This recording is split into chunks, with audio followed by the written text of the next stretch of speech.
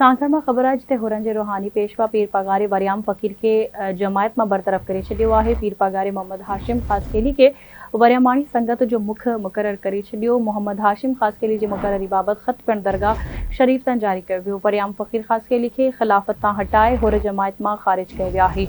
अहम ख़बर असां शेयर करियूं। हुरन जे रूहानी पेशवा पीर पगारे वरियाम फ़कीर के जमायत में बरतरफ़ करे छॾियो आहे। पीर पगारे मोहम्मद हाशिम ख़ासकेली के वरियामाणी संगत जो मुख मुक़रर करे छॾियो। मोहम्मद हाशिम ख़ासकेली जी मुक़ररी बाबत ख़त पिण दरगाह शरीफ़ तां जारी कयो वियो।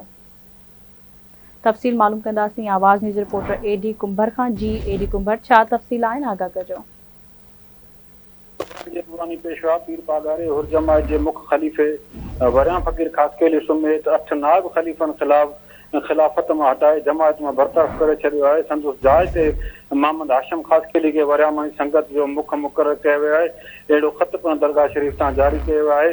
तव्हांखे ॿुधाईंदो रहां त हुरनि जे रूहानी पेशवा पीर पगारे हुर जमायत जे वरियामाणी संगत जे मुख खलीफ़े वरियाम फ़कीर ख़ासकेली 8 नायब खलीफ़न हुर जमायत जे मोज़िन जंहिंमें सुभान अली हिंगोरो, गुलाम मुस्तफ़ा भाणेजो, गुलशेर चाकराणी, मोहम्मद अली काड़ो, लियाकत अली लिगारी, मोहम्मद अली अलियाणी, नवाब ऐं अली शेर चांदन खिल जेको आहे उन्हनि खे हटाए उन हुर जमायत मां जेको आहे सो ख़ारिज करे छॾियो आहे। अहिड़ो ख़त पिण दरगाह शरीफ़ तां जारी कयो वियो आहे। जॾहिं त दोदो फ़कीर गुलाम हैदर उनड़ जेको आहे सो शहदादपुर मुख्य चौकी जो ख़लीफ़ो आहे, उन बि हिकु अहिड़ो ख़त जारी कयो आहे जंहिंमें ख़ुदा ॾिनो काछाई ऐं जावेद जेको काछाई आहे उनखे बि हुर जमायत मां जेको आहे सो ख़ारिज करे उनखे हथ बंदि कया विया आहिनि। ऐं तव्हांखे ॿुधाईंदो रहां त गुज़िरियल 2 ॾींहं अॻु में जेको आहे सो ख़लीफ़े वरियाम फ़कीर ख़ासकेली खे हटायो वियो। उन खां पोइ जेको आहे सो गुज़िरियल ॾींहुं 9 मई ते ॿियो ख़त जारी कयो वियो जंहिंमें 8 जेके नाइब ख़लीफ़ा आहिनि उन्हनि खे बि हटाए उन दरगाह मां जेको आहे सो दस्तबरदार करे उनखे हुर जमायत मां ख़ारिज कयो वियो आहे। अहिड़ो ख़त जेको आहे सो हुर दरगाह शरीफ़ तां पिण जारी कयो वियो आहे। जी